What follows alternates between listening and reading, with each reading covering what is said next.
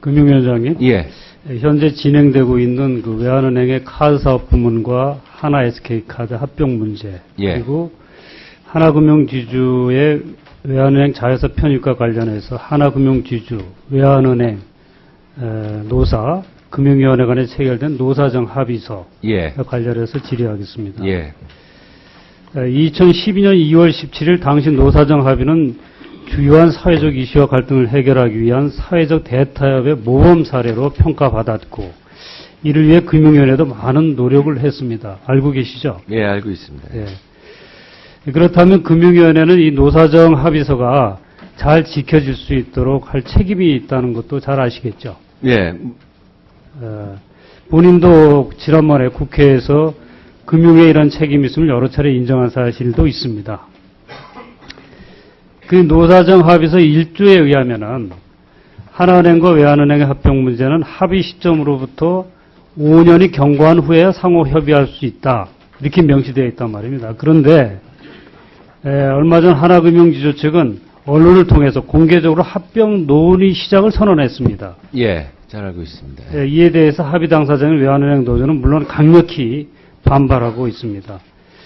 이 하나금융지주 측의 이런 행위는 명백한 합의사항 위반이기 때문에 금융위가 이 합의서 준수를 촉구해야 된다고 생각하는데 어떻게 생각하십니까?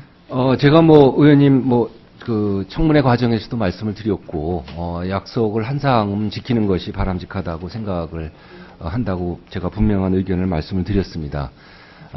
최근에 언론 보도에 따르면 통합 논의가 필요하다는 어떤 그 경영진의 의견이 있었던 것으로 알고 있는데 그러한 거는 당연히 노조와의 합의를 전제로 한 추진이어야 된다고 생각을 합니다. 그러니까 합의서 위반인 것이 분명하죠. 그렇게 됩니다. 그렇죠. 합의를 한다 그러면야 저희가 감독당국에서 그러니까 일방적으로 하고 있으니까 그건 합의서 위반이라는 제가 알기로는 아마 노조의 측과 협의를 요구한 것으로 알고 있습니다. 그러니까 합의는 안 됐으니까 네, 합의서 위반 행위를 지금 하고 있는 거란 말입니다. 그래서 의사결정 과정 중에 있다고 볼 수 있습니다. 당연히 금융위원회는 그 합의 당사자의 한 사람으로서 이 합의서가 이행될 수 있도록 촉구해야 되겠죠. 저도 노조와의 합의를 하는 것이 좋다. 노조와의 대화를 빨리 해서 그 방향에 대해서 논의를 하는 것이 좋다고 생각을 합니다. 그런데 하나금융지주가 이렇게 버젓이 합의서를 지키지 않겠다고 하는 데는 금융위원회의 어정쩡한 태도도 한몫하는 것 같습니다. 그러니까 외환카드 분사는 분명히 합의서 위반 사항인데도 금융위가 예비 승인을 해줬기 때문에 하나금융지주에서는 금융위의 눈치를 더 이상 볼 필요가 없다. 이렇게 판단하고 아예 내친 김에 합병까지 밀어붙이자. 이렇게 생각한 건 아닐까요? 그렇진 않고요.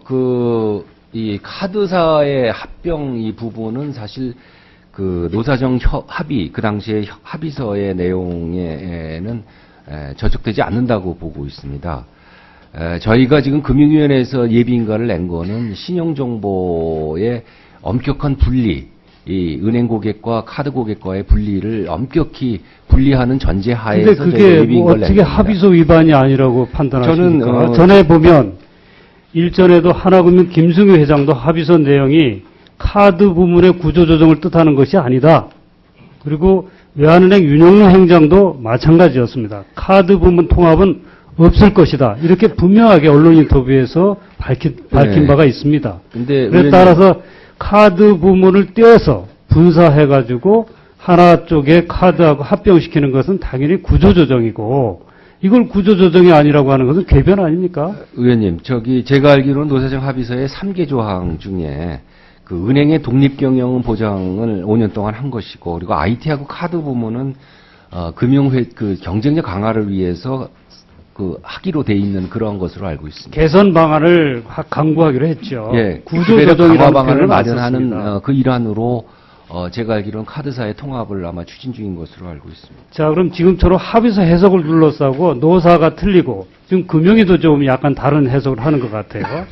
그렇다면 자, 이 합의 당사자들이 확인해 줄 필요가 있다고 생각을 합니다. 마침 올 국정감사가 다음 달부터 시작을 합니다. 그러니까 합의 당사자인 당시 하나금융지주 회장 김승유, 외환은행장 윤영로, 외환노조위원장 김기철, 금융위원장 김석동을 국회에 출석시켜서 그 증언을 들어보는 것이 타당하다고 생각하는데 동의하시죠? 뭐 그거는 제가 답변할 위치에 있다고 생각하지는 않습니다. 아무튼 앞으로 이 부분은 합의서 해석을 두고 사측에서 아주 일방적인 해석을 하고 본인들이 했던 해석까지 뒤집는 이런 형국입니다. 따라서 국정감사 때 이 4명의 증인을 출석을 시켜서 한번 따져보도록 하겠습니다. 그때까지 금융위원회는 합의서 해석과 관련된 카드 부문 분사 문제를 승인하면 안 될 것입니다.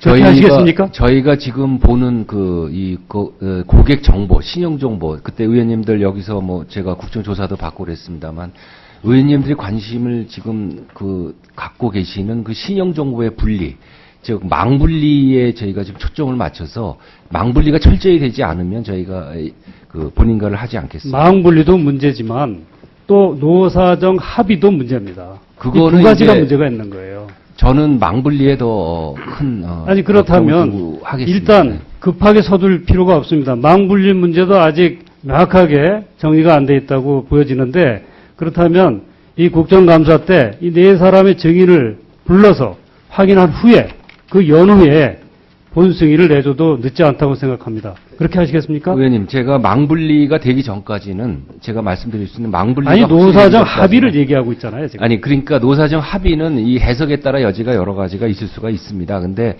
저희가 지금 금융위원회 생각하고 있는 그거는 이거는 합의서의 위반이라고 보기는 어렵다라는 게 저희 생각입니다. 아무튼 그것이 명확하게 되기 전까지는 본승인을 유보해 주시기 바랍니다.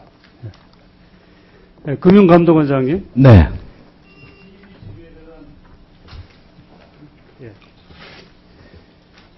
KB 금융지주에 대한 제재 심의가 지금 진행이 잘 안 되고 있죠. 진행되고 있고요. 진행되고 있고. 그런데 벌써 2번이나 유예가 되지 않았습니까? 유예보다도 그 진술인들의 진술을 듣는 그 과정을 거치고 있습니다. 그 KB 금융과 관련한 징계 사유가 어떤 것이죠? 우선 이명록 회장 같은 경우에는 그 주전산기 전환 사업 관련해서 감독 책임이 있습니다. 전환 사업의 의사결정에 부당한 영향을 행사한. 네, 원님 이건 현재 제재 내용이 진행 중에 있기 때문에 좀 자세한 내용을 말씀드리기 좀 어려움을 양해해 주시면 하셨으면 합니다. 별도로 여러 가지 건이 지금 병행이 돼 있는 거죠. 그렇습니다. 주전산기 관련 뭐 일본의 그 관리 책임 문제, 네. 여러 가지 동경. 그렇습니다. 예. 그래서 네, 알겠습니다. 이 주전산기 사업과 관련해서 최근 벌어진 KB금융지주와 KB국민은행 간의 싸움은 정말 도를 넘어도 한참 넘었다고 생각이 됩니다. 한심할 정도죠. 그러니까 이런 최악의 상황을 처리한 데 대해서는 당연히 수장인 지주회사 회장이 책임을 져야 된다고 생각을 합니다. 이런 문제 제기에 대해서 어떻게 생각하십니까?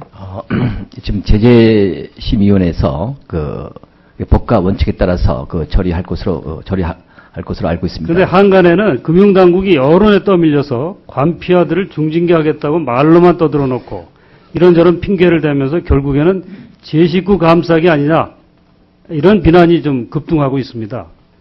금융감독원장은 금융감독당국이 감사원 등 뒤에 숨어 이러한 비판을 애써 모른 척한다면 돌이킬 수 없는 화를